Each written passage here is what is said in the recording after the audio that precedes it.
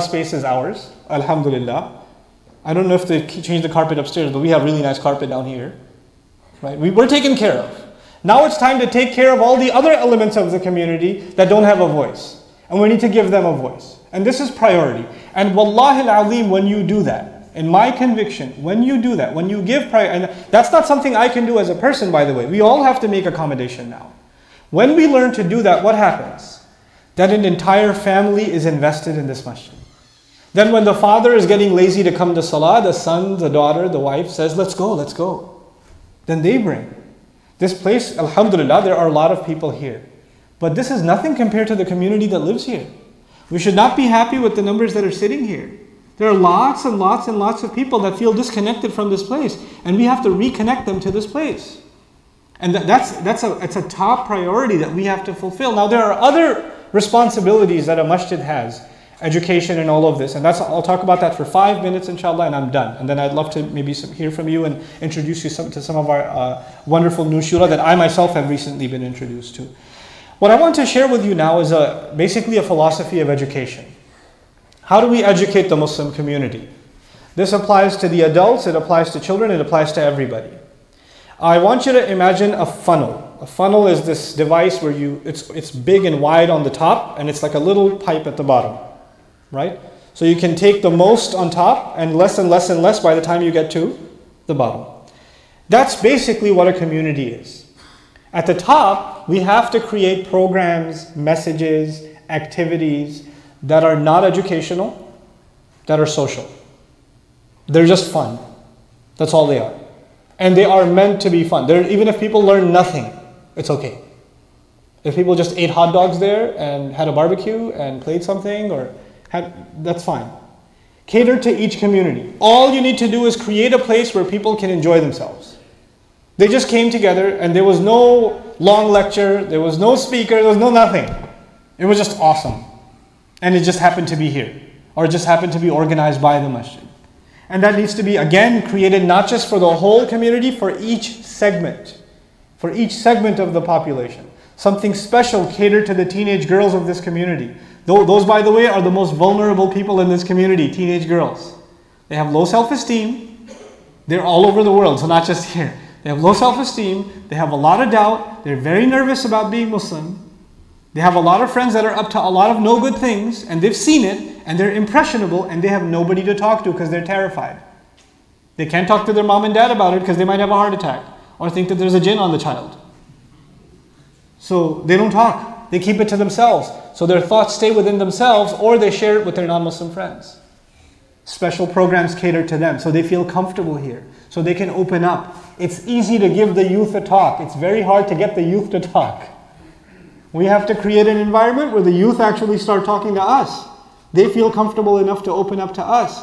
So social activities, followed by very minimal kinds of enrichment programs.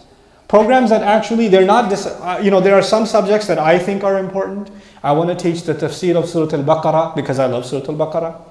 Or I want to study the seerah of Rasulullah ﷺ and start a halaqah about that. That's great. Does a 16-year-old care about that?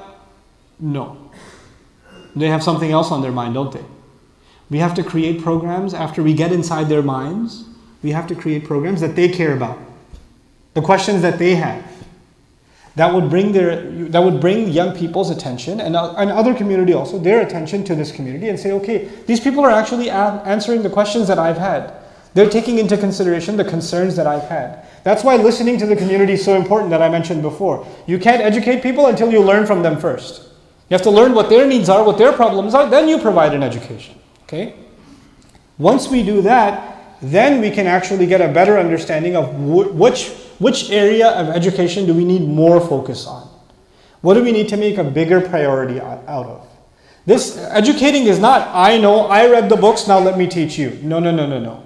Education is, I learned what the concerns are, what the reality of the ummah is, what are the problems happening in our families, what are some concerns of the young people, what are the concerns of the newly married, what are the concerns of the elders, etc., etc. And then we create education that helps them with their problems directly. Allah's guidance to help them deal with their problems. Relevant education that people actually care about, they actually want to be a part of. That, when we make regular, inshallah ta'ala, then people want to learn this religion, because every time they learn something about it, they say, wow, this religion answers my questions. Not just in theory, but practically, it just helped me solve this problem. It helped me deal with this issue. So this is this interactive kind of a relationship that needs to be slowly cultivated and built, inshallah. Not heavy, 8-speaker programs with, 45-minute question answer sessions. None of that stuff. Easygoing, very relaxed environment. Maybe even some kind of social media platforms where people can post and have discussions, etc. Social events. These are the kinds of things that will bring new life into the community, inshallah. And actually even attract other people that have been away from the masjid to start participating slowly in the masjid. Beyond that are the serious learning, the halaqat of tafsir, of fiqh, of aqidah, of seerah, Islamic studies, etc. That's all fine. That's education. But education is for people that are already serious. How do we get the people who are not serious at all right now?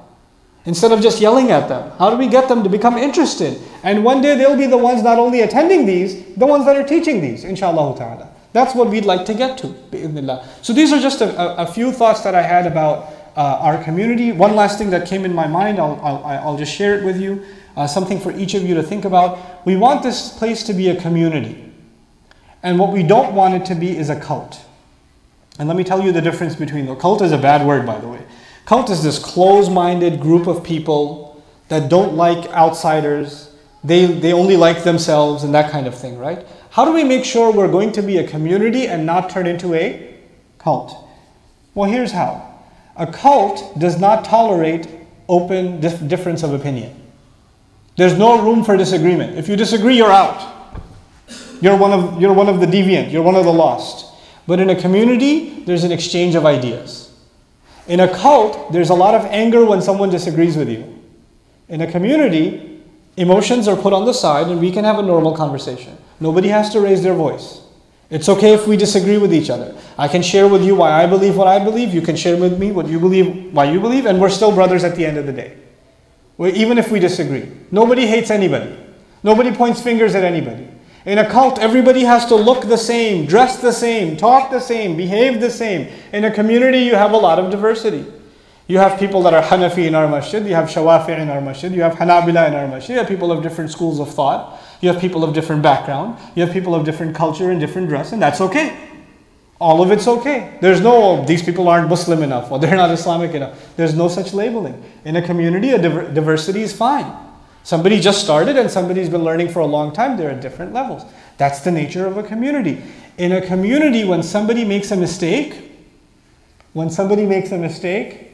don't pick on them.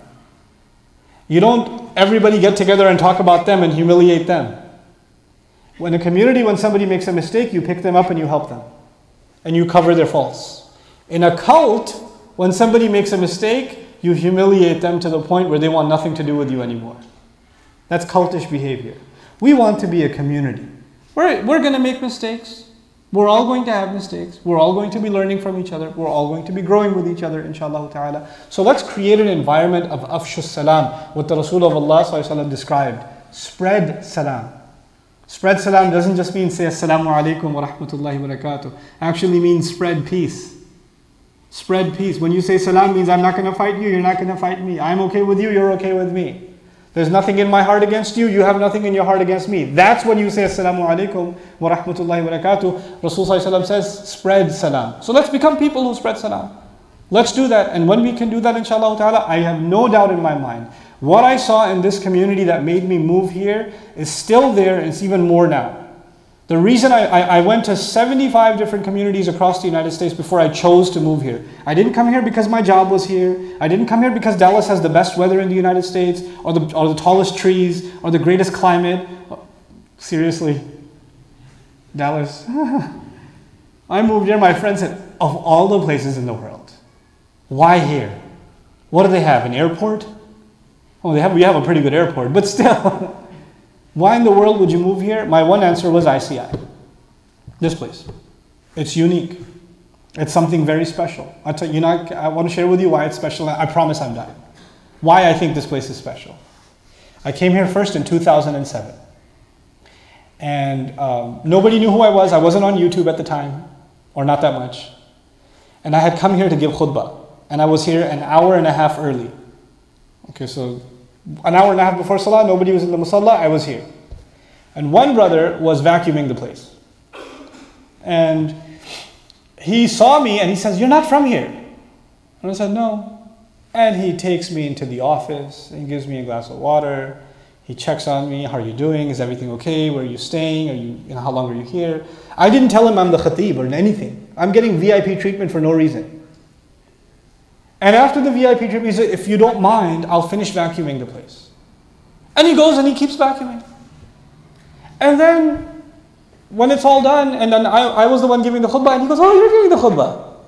When I was going up, I was like, "Yeah." And so I gave the khutbah and we're done. And they said, "The Amir of the Masjid would like to make a few announcements." And guess what? Brother Igal is the Amir who was vacuuming the place.